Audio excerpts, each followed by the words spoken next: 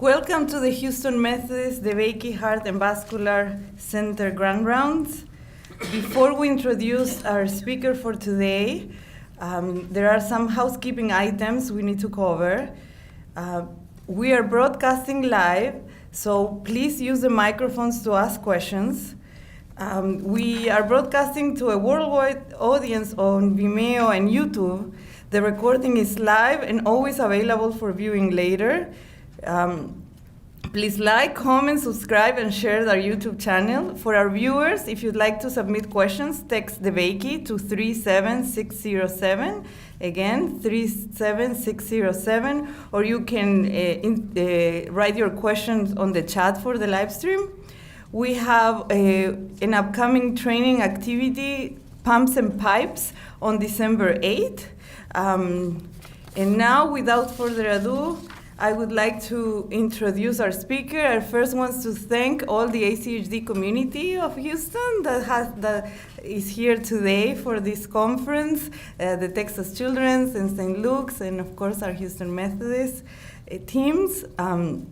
Our speaker for today is Dr. Alexander Sasha Opotowsky. He serves as the director of the Cincinnati Adult Congenital Heart Program, as well as the co-director for the Heart Institute Research Core in the Exercise Laboratory at Cincinnati Children's Hospital.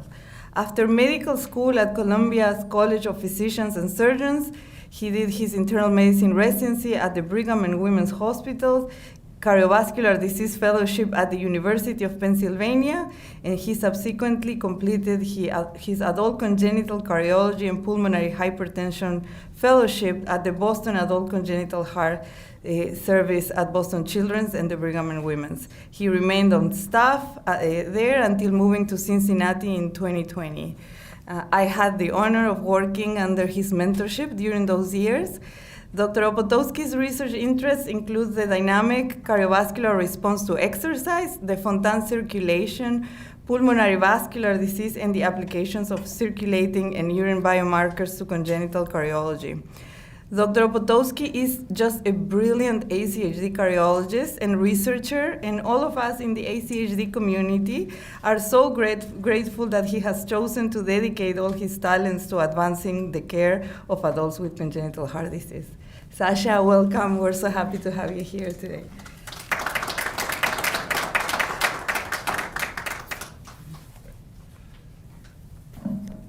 So it's a great honor to be here today with a lot of old friends and then some other folks that I'm just meeting today. So I'm very excited.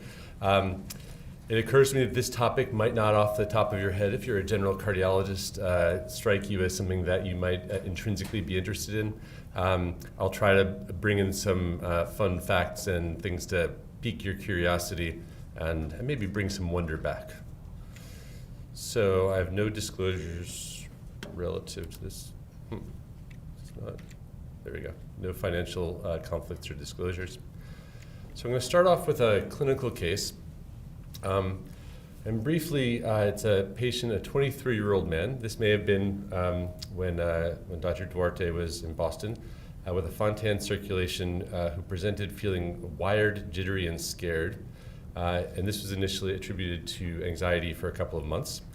He was also having some episodes of sweating and had a new recently diagnosed hypertension. He had a CT of the abdomen and pelvis, which showed just under 3 centimeter round structure right near the renal blood vessels. Although they didn't think it was a mass at the time, he had an MIBG scan, which again was thought to be a likely normal variant, but they checked blood levels, and his normepinephrine's, a breakdown product of norepinephrine, was more than 40 times the upper limit of normal, very suggestive of a paraganglioma or pheochromocytoma. And so it brings us to ask, paraganglioma and congenital heart disease, is there anything at all that suggests this isn't just chance? I suppose a Fontan circulation, about 1,000 of those are done each year in the United States, and paraganglioma or pheochromocytoma are something like 1 in 10,000 per year. So two very uncommon things to happen. Are there any observational data that suggests this happens and a reason for it? Any shared genetics, common features of the CHD for different cases? Is there maybe an environmental exposure? And before we even get to ask the question, like, do we even have enough patients that might have these two things together to try to get down deeper and understand why this might happen? And in congenital heart disease, unusual presentations really matter. Adults with congenital heart disease often present with uncommon and seemingly idiosyncratic symptoms or diagnoses. And we ask ourselves, is this just a coincidence or part of a pattern that no single center sees enough to really recognize that it's actually something that goes together? And research requires many observations to make sure something is consistent and valid. But single centers generally see too few events for systematic understanding. So taking a step back to ACHD and what we're talking about is the general population here, there are about 40,000 babies born with congenital heart disease each year in the US. And nowadays, over 90% of those survive to adulthood. And as a result, there's a growing and large population of adults with congenital heart disease, about 1.5 to 2 million in the United States. And that already far outnumbers the number of children living with congenital heart disease.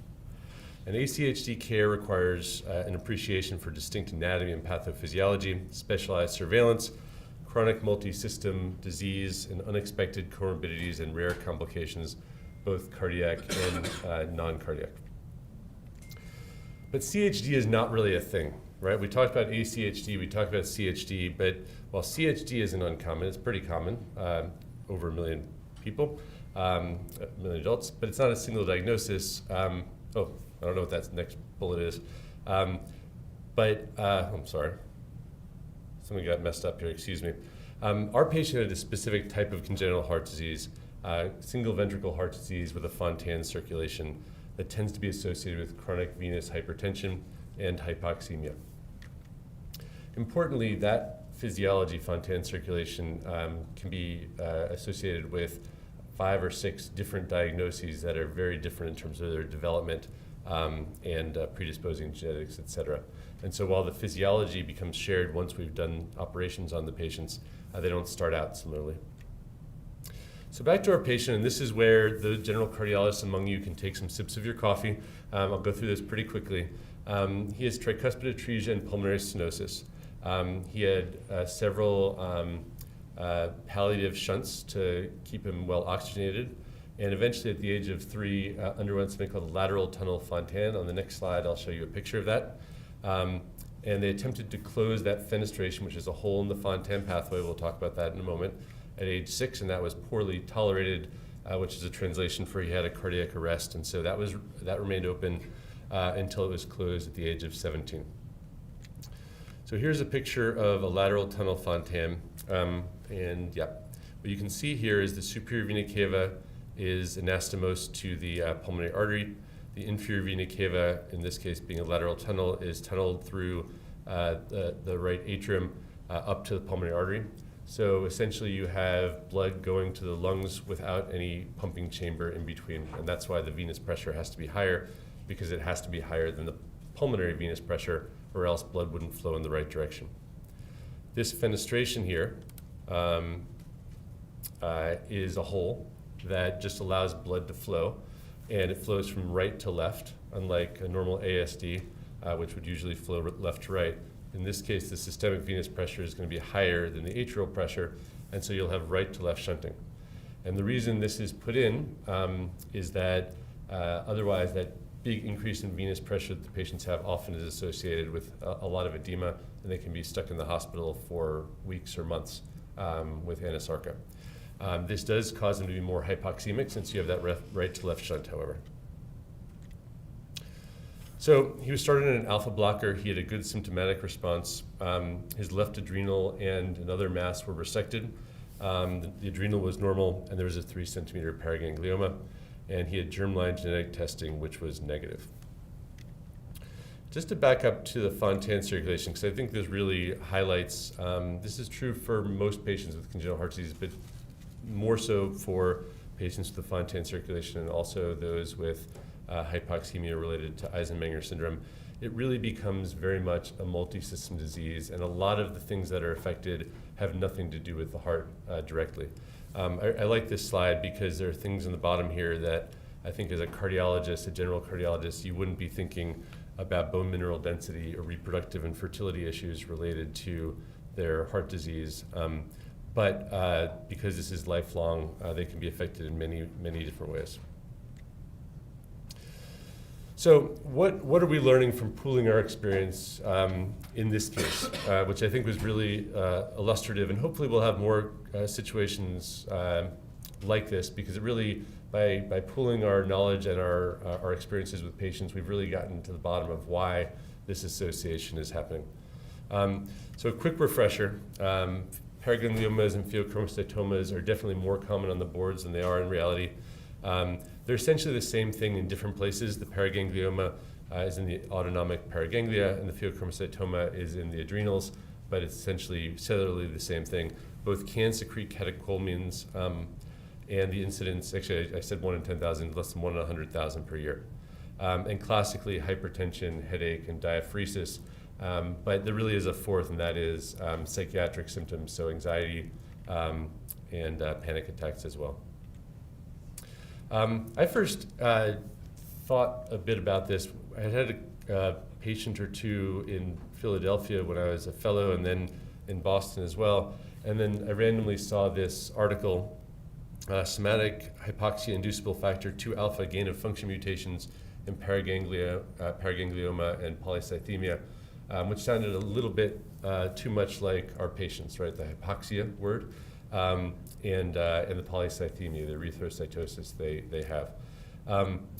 So taking a step back, since my time in medical school, it turns out these tumors have been defined to have many different single gene causes. I think the most genetically determined cancers or tumors, there are 2 clusters. The one on the bottom tends to be the ones I think when I was in medical school we learned about, with the tumor suppressor genes like the multiple endocrine neoplasia, the neurofibromatosis.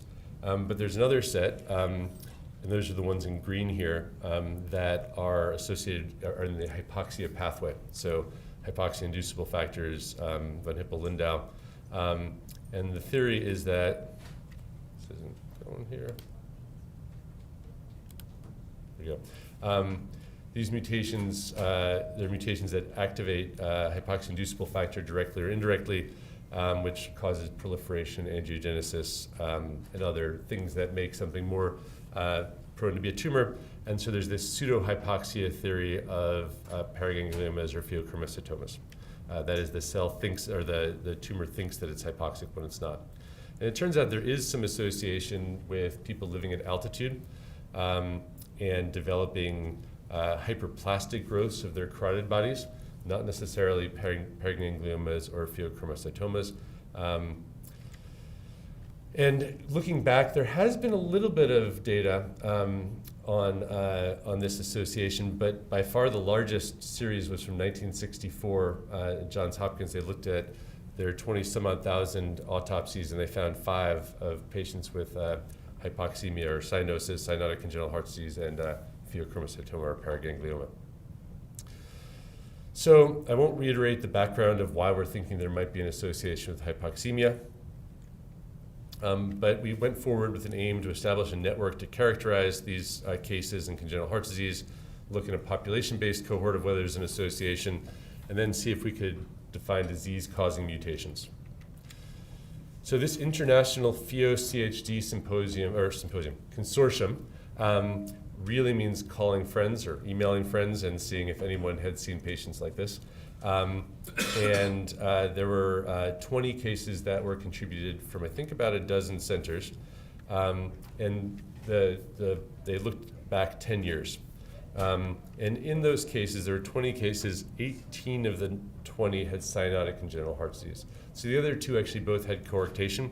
But needless to say, the vast majority of our patients don't have cyanosis or not cyanotic and don't have cyanotic congenital heart disease. There really was no common diagnosis. There are patients with tricuspid atresia or transposition of the great arteries, but there are also patients who weren't hypoxemic early in life and had Eisenmenger syndrome, so they were hypoxemic later.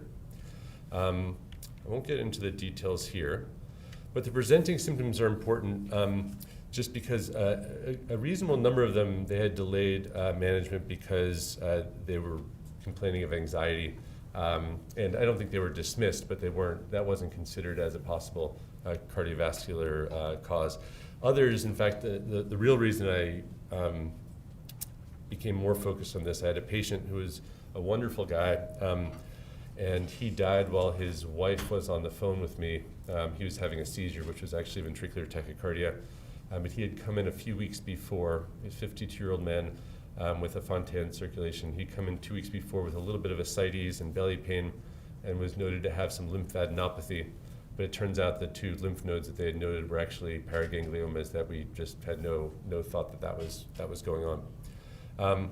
So definitely people having worsening cardiovascular symptoms can be caused by this. And what we noted was that in the patients who were alive at the time of diagnosis, 2 patients were not, but they tended to have elevated norepinephrine, going along again with that cluster 1 hypoxia pathway. We looked in a big discharge database. Alone, this wouldn't give us much evidence, but we looked at patients who had pheo and paraganglioma, and it turns out that was about 6 times more likely in patients with cyanotic congenital heart disease diagnoses and no more common in patients with non-cyanotic congenital heart disease. So I'll ask, do you believe it? I think you will, because I've kind of said that you should, right? So you're probably not invested enough to start debating it. But I don't think I would necessarily be able to be confident at this point that the hypoxia was the cause. But it turns out that I had a former intern who happened to become the adrenal expert at the hospital I was at before.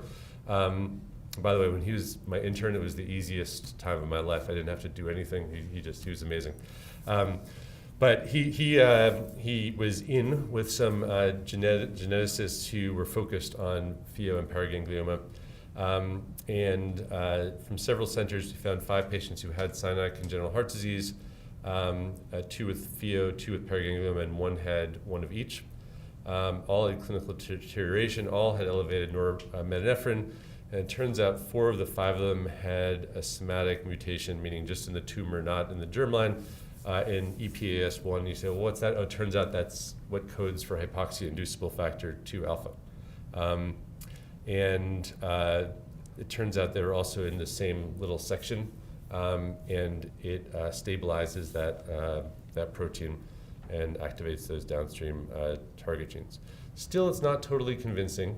But there were these folks in Barcelona who were really, they persisted, and they just published this. We just published this in May. They found 34 cases like this, so 27 patients, 34 tumors. It's quite an amazing paper, I have to say. This isn't being recorded, I know it is, but I don't totally understand it, but we're not going to talk about that. No one heard that. Good. 27 of the 34 were in the sympathetic. They're sympathetic catecholamine secreting, so generally norepinephrine, compared to those who didn't have cyanotic congenital. EPAS mutations were in the vast majority of those with cyanotic congenital heart disease, while they weren't in the others. Again, the pattern was very similar, and it turned out that the story became more interesting because they actually had the wherewithal to then investigate why this might be. It turns out that it's a key regulator, as I mentioned, of systemic hypoxia responses. And it turns out it's very, very common in high altitude Tibetans and Sherpas. About over 90% of them have this mutation. And it's actually introgressed. Who here knows about Denisovians? I'd never heard of these folks. They're like the lesser known Neanderthals. They don't get all the press. I guess they were later in life. Anyhow, they were like the Neanderthals. They went extinct, but they did interbreed with humans, and so they're introgressed genes that come from them. And it turns out this is probably one of those genes that happen to persist in these very high altitude populations, because what it does is it reduces hypoxia-inducible factor 2 alpha, which decreases the risk of polycythemia. In contrast, tumors actually select for upregulation because that is advantageous to the tumor cells. So in both cases, it's sort of it's evolutionarily advantageous, whether for the person or for the cell. So the implications: early hypoxemia increases the risk of developing such rare tumors. But more broadly, long-term effects of such extreme phenotypes, in this case chronic hypoxemia, are often unexpected and really, I would have said it seems unrelated to the primary disease if you had just seen one case like this. And caring for these patients in specialized centers, such as these, increases the awareness because you might have 2 cases over 5 years as opposed to 1 case. But really, systematic research is the only thing that can give insight into the biological or disease mechanisms for patients, and that requires larger sample size. And as in this case, it really does provide insight into mechanisms that don't just affect patients living with congenital heart disease. So it turns out that collaboration is really built into ACHD, I think, to take a step forward. It's really naturally collaborative. So there are rare events, that's one reason, so we have to be collaborative. There's also a young field and a small field, so we've gotten to know each other over a relatively short period of time. And because we don't have the same knowledge base, I think we're a little humbler and ask for help more often of each other. It's a very nice field, and on the next slide I'll show you proof of that, anecdotal but definitely proof. There's lots of time, so it's a lifespan disease, and I'll also show you an example of that from this institution to Cincinnati, that we really do need to collaborate to understand people's lifespan because they don't stay at one institution. There's a lot of space in the field, so there are a lot of unanswered questions, and we can only really get so far alone. And so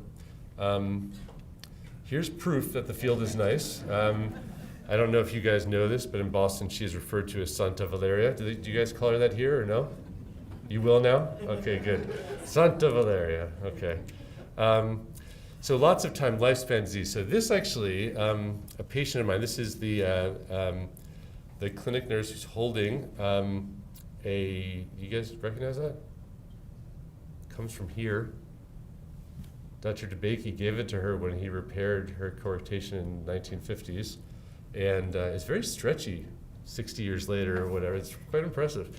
So she brought that in to show us the graft that he, I guess, had sewn. And it's not the one he put in her, but that's actually from him.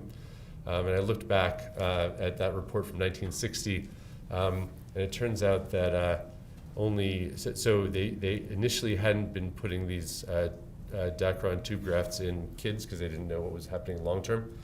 She was 8 years old, so one of those 6 patients who had one of those tubes. And it's interesting because this is another thing with our field. Often the first cases in these congenital patients, we think about babies and children, but they're often done first in adults, and then once people felt they were safe, they went back, including that Fontan operation. So over time, they became comfortable putting these in kids as well. This is a picture of our patient's aorta, and you can see there's been a stent placed in that tube. But for the 6th time he did it in a kid, that's pretty darn good, eh? So it's very impressive how well she's done. So taking a step forward to our topic, we've talked a bit now about one really unusual situation where we were able, from working together, to really drill down and understand why something was happening to our patients. I think we have a lot more systemic infrastructure and opportunities to work together. So what does collaboration look like today? So I had a few examples here.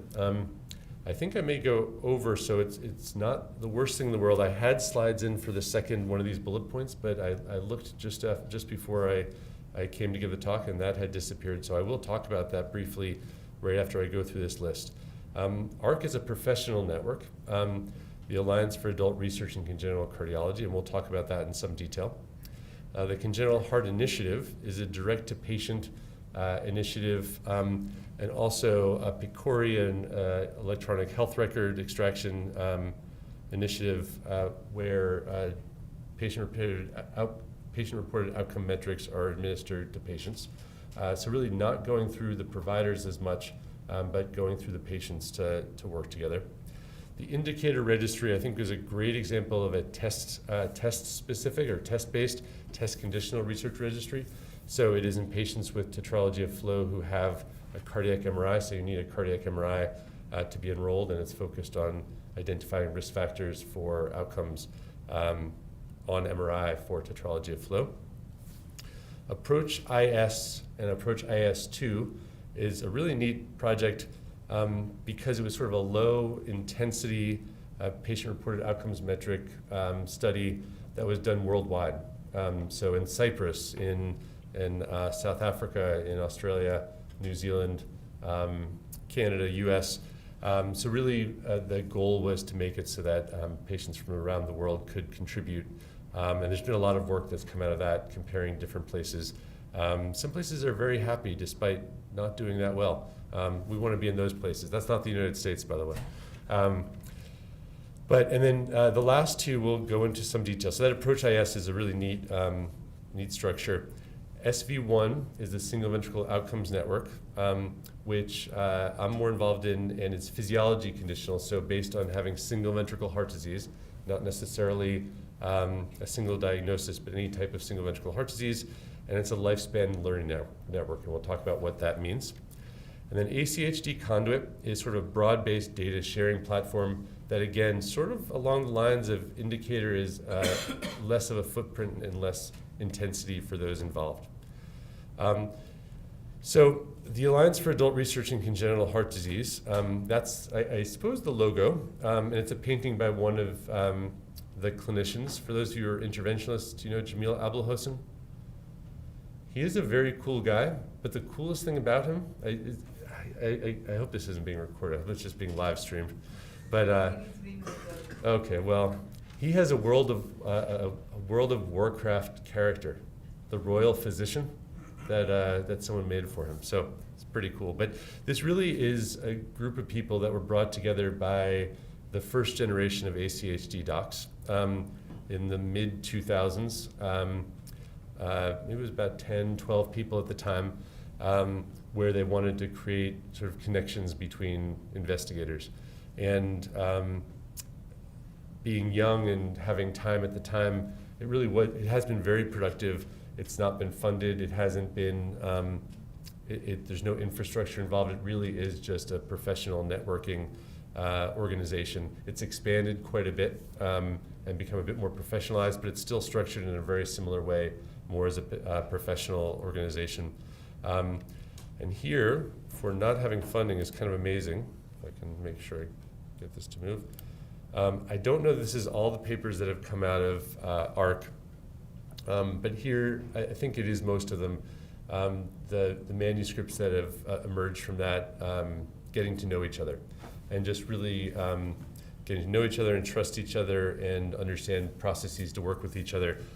Everything from Fontan-associated liver disease to a study in collaboration with the Pediatric Heart Network to look at neurocognitive outcomes in congenital heart disease, looking at systems of care, the pheochromocytoma work I talked about before, and others. And in generally very reputable journals, some of the work is funded, some of it's not, but it's been a very productive model. For some reason this is out of order, I'm sorry. That is odd, actually, I'm sorry. Let me just see what's going on here. Okay, well, I'll take a step, I'll just go back. Here we go. So this is at one end of the spectrum that's really just professional networking. At the other end of the spectrum is a learning health network that is the Single Ventricle Outcomes Network. And to give you an idea, the history of the Single Ventricle Outcomes Network, it really derives from two different learning networks, one of which was established back in 2006, 2007, called NPC-QIC, the National Pediatric Cardiology Quality Improvement Collaborative. And its goal was to dramatically improve outcomes of care of children with cardiovascular disease. And for those of you who know what NPC-QIC has done, that probably is a pretty surprising vision, because what they focused on is really the first year of life in patients with hypoplastic left heart syndrome, which is a very small part of pediatric cardiovascular disease. And the reason is that that was the first project that they identified, decreasing mortality in these few months between two surgeries when patients are very unstable and have very high, used to have very high, now have high mortality.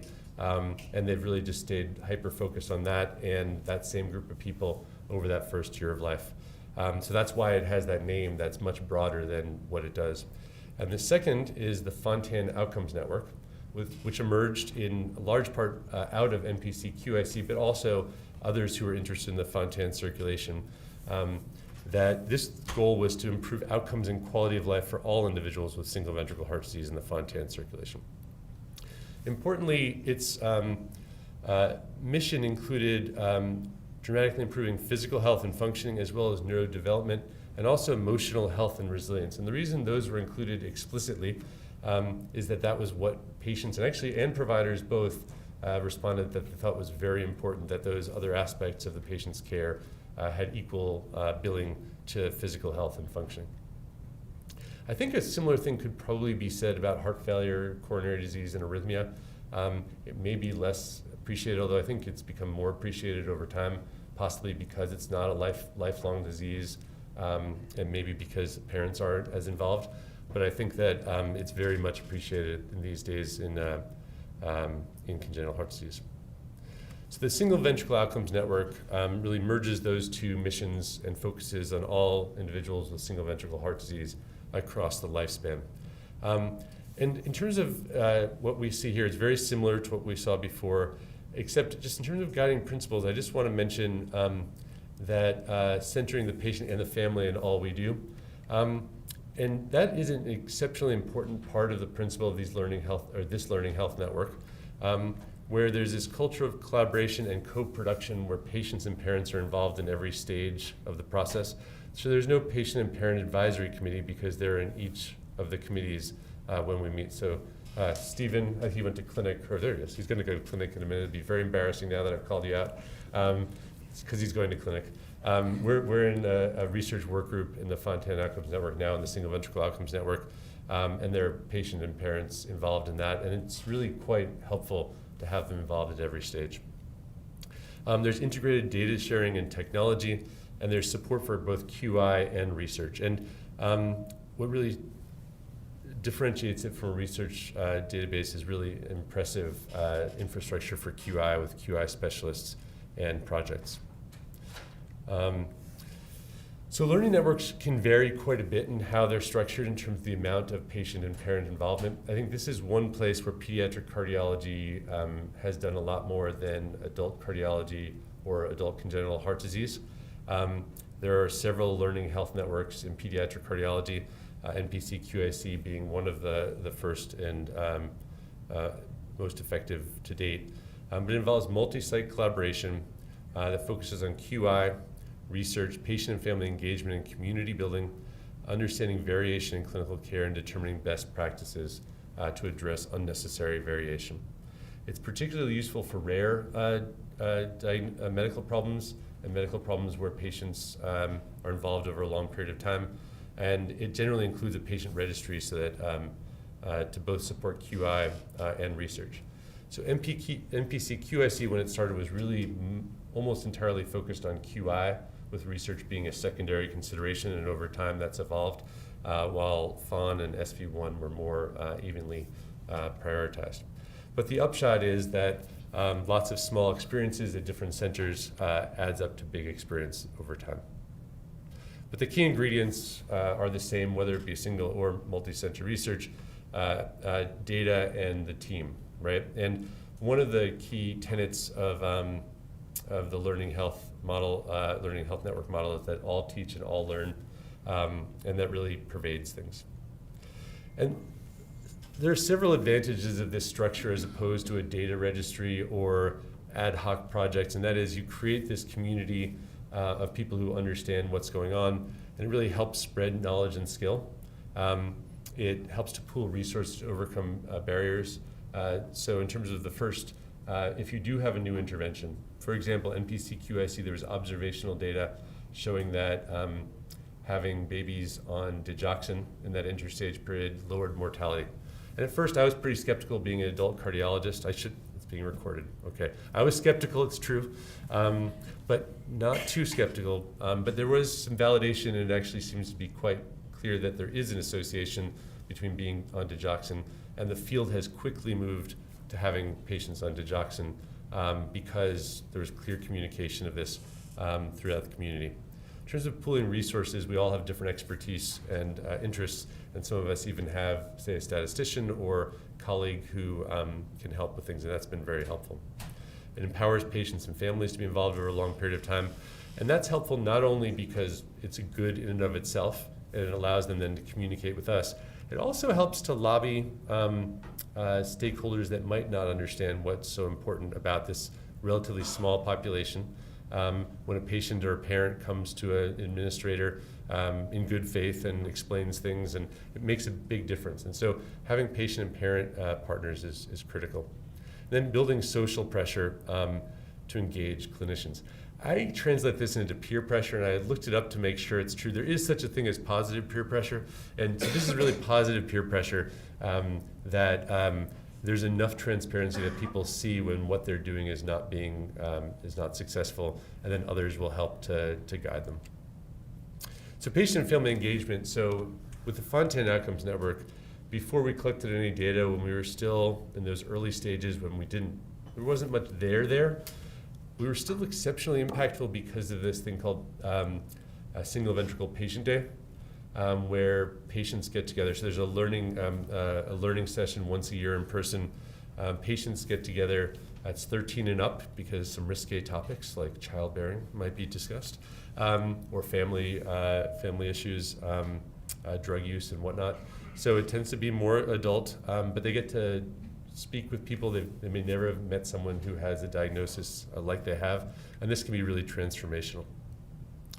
So that NPC-QIC, there are about 1,000 babies born with hypoplastic left heart syndrome each year, and there are almost 7,000 patients in that registry, collected mostly from about 2011 or so. So I think about 50 or 60% of all patients in the United States each year with hypoplastic left heart syndrome are enrolled in this registry. And there are over 60 centers. NPC-QIC had 46% sustained mortality reduction. So mortality was somewhere around 10% in that interstage period and decreased to around 5%. It's impossible to know what specifically did that, and that happened at centers that weren't part of NPC-QIC also. It probably happened a little sooner in NPC-QIC, and I think there were things that helped to transform, but it does also pervade other centers.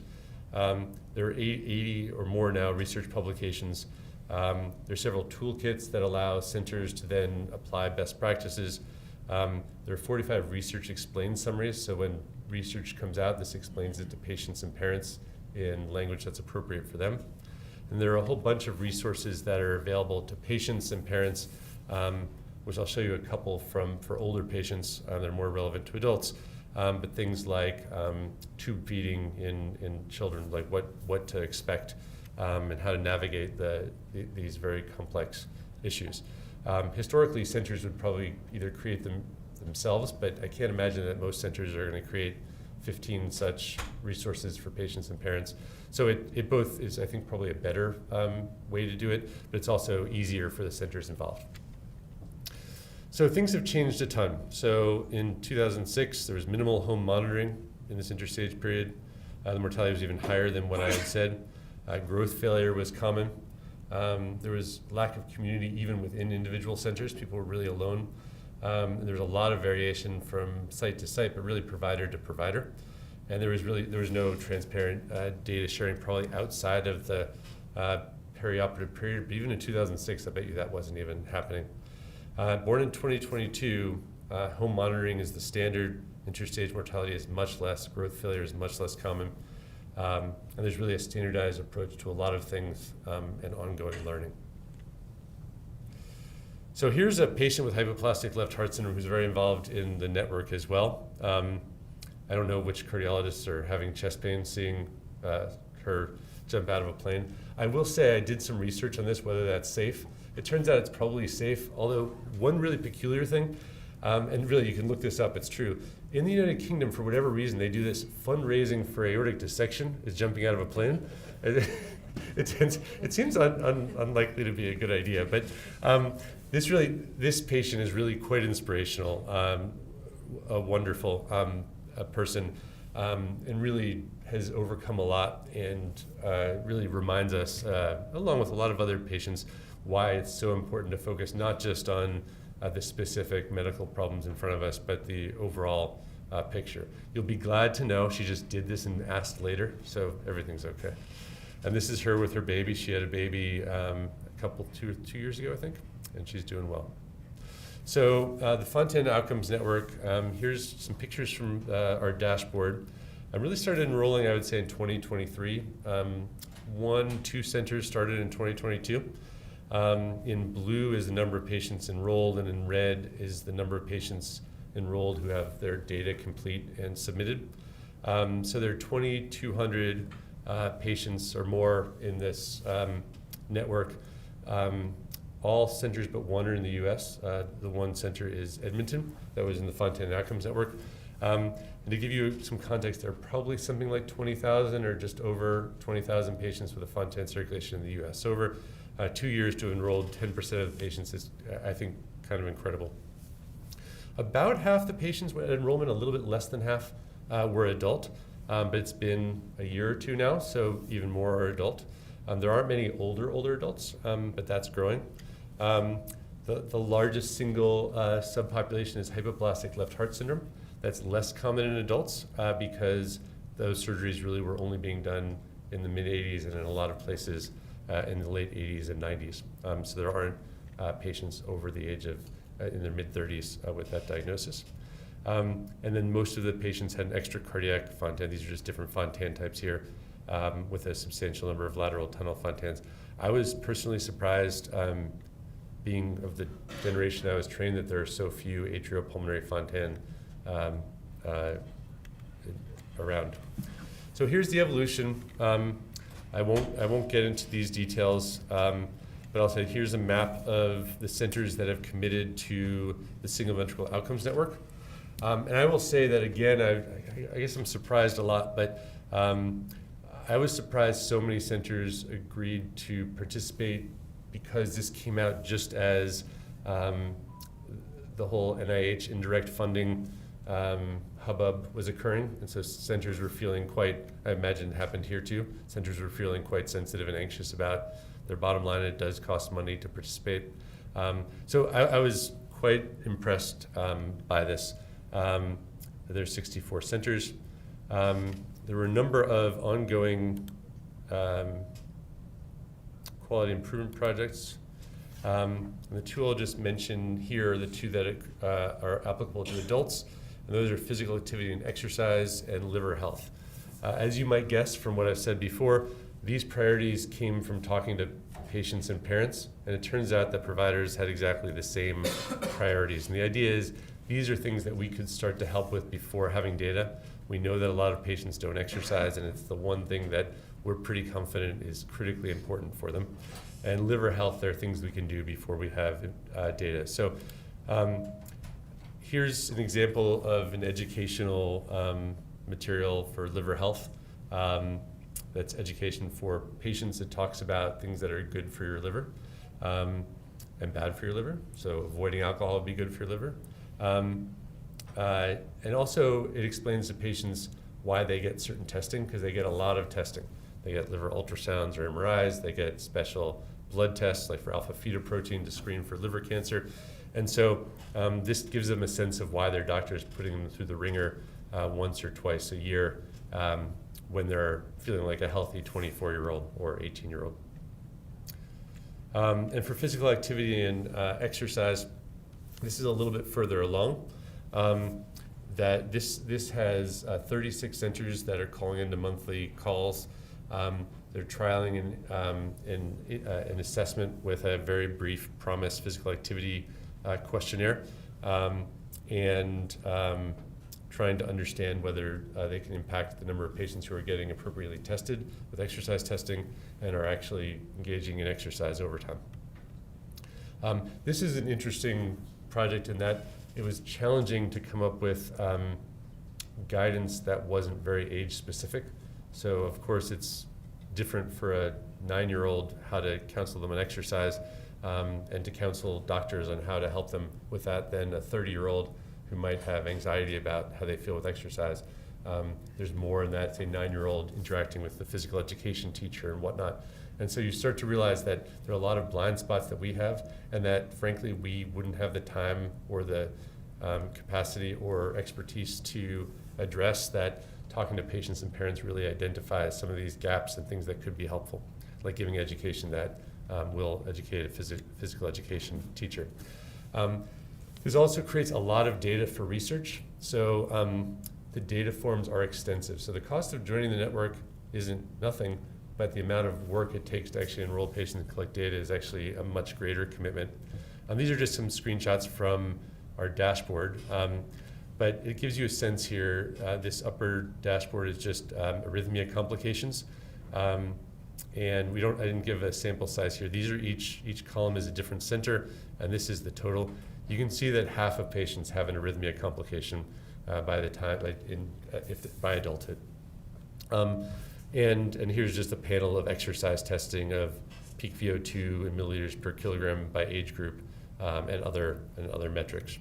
Right now, we just really have cross-sectional data, but over time, we'll be collecting lots of longitudinal data on these patients.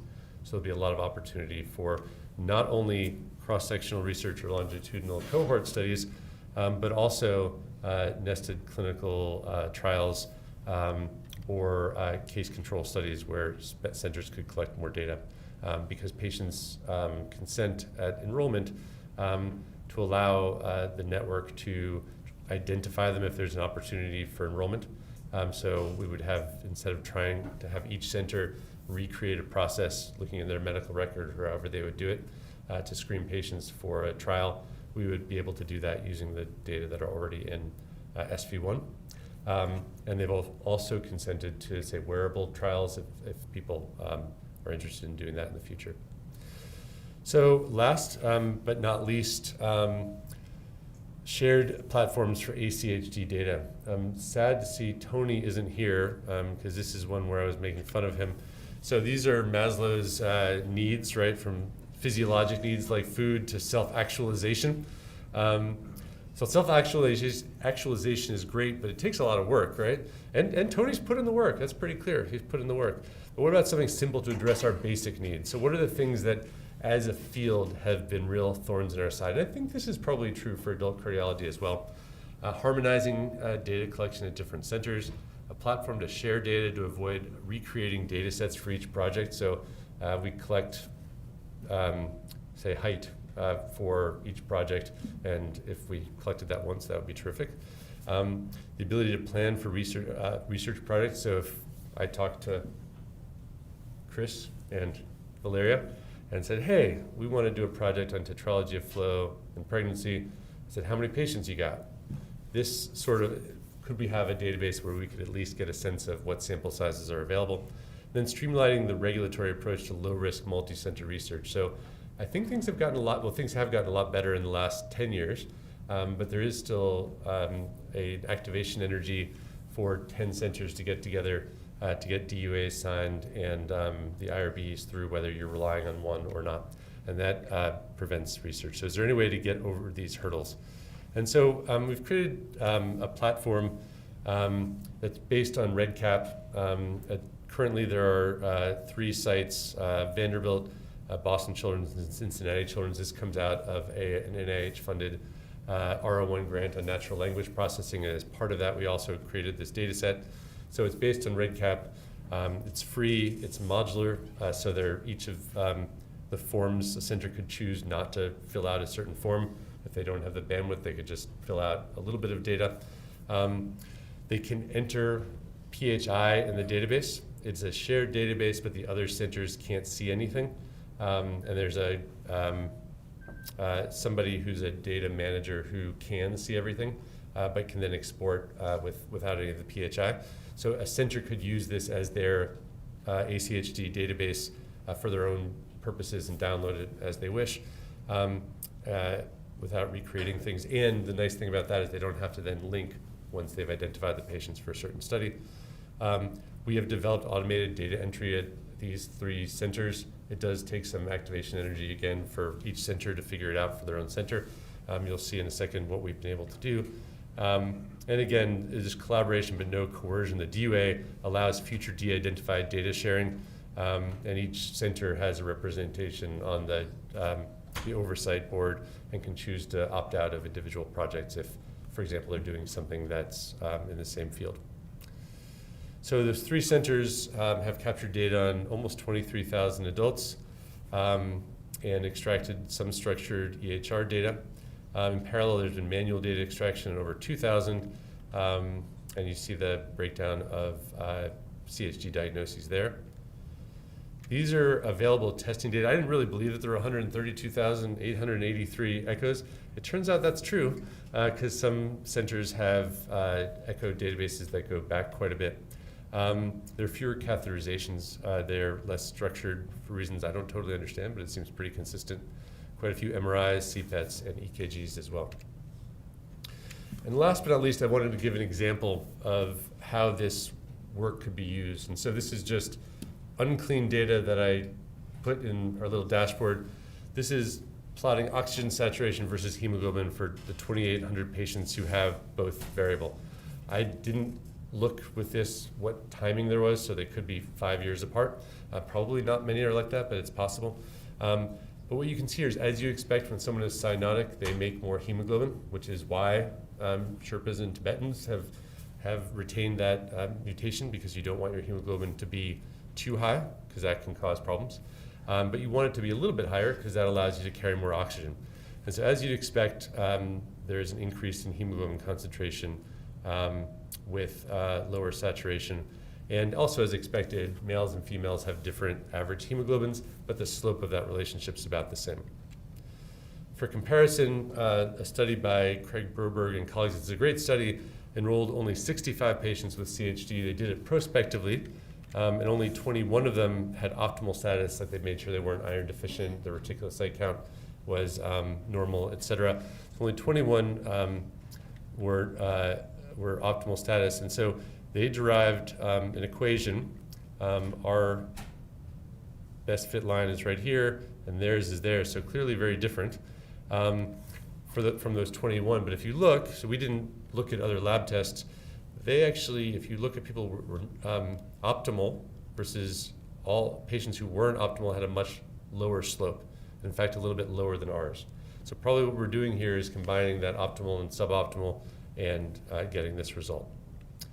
So it gives you a sense of the power of this sort of data, and also the amount of next step of thought that have to go in before just jumping in and saying, oh, we've got 2,800 patients and 2 variables we can compare.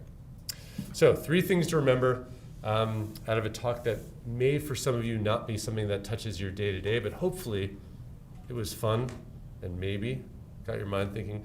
Adults with CHD experience rare systemic complications, and collaboration is essential both clinically and in research, and it's also fun.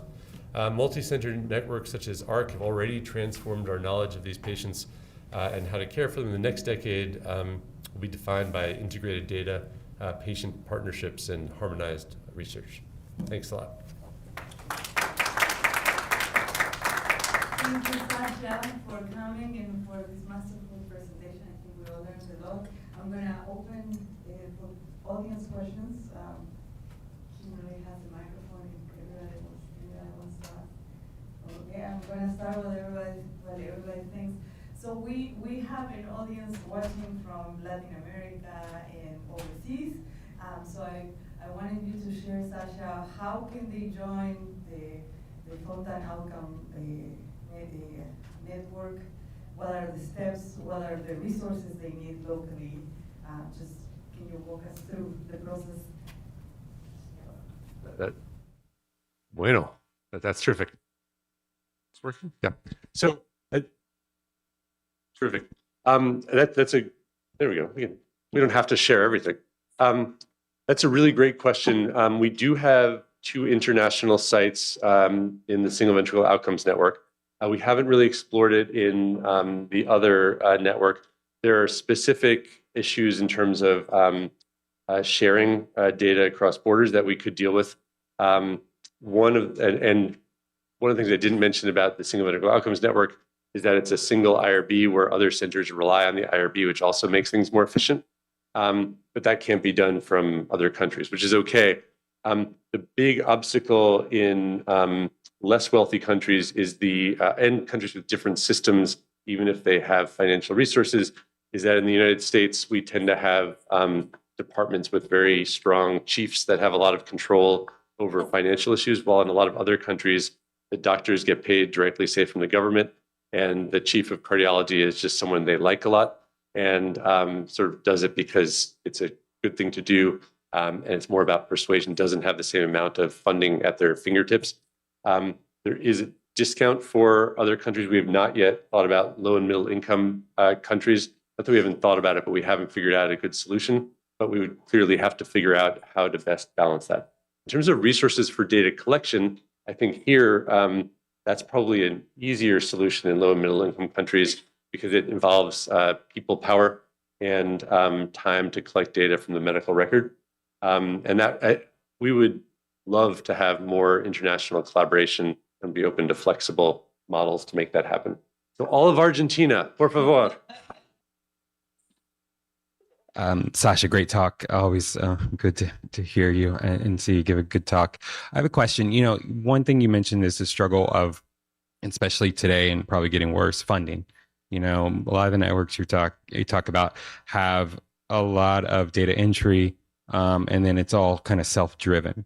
And so it takes time and time commitments and time from people. How have you, or are you planning to try to utilize AI in trying to improve that piece of it in kind of where we are today? Got it. So I didn't get into the details here. One of the challenges is knowing how much data to collect. And we knew we had it right when people were complaining equally of how long it was and how things were missing. No one actually said it was the right length, but it was perfect because both directions. So when we created the data forms, very little data are collected about, say, liver imaging. And so we've decided to do, for starting to collect liver imaging longitudinally, is to collect a few variables from, say, liver MRIs or ultrasounds, but something like truly 3 or 4 variables, like is there splenomegaly, are there ascites, is there a liver mass, something that will take a couple minutes for someone to do, and then have the centers upload the report.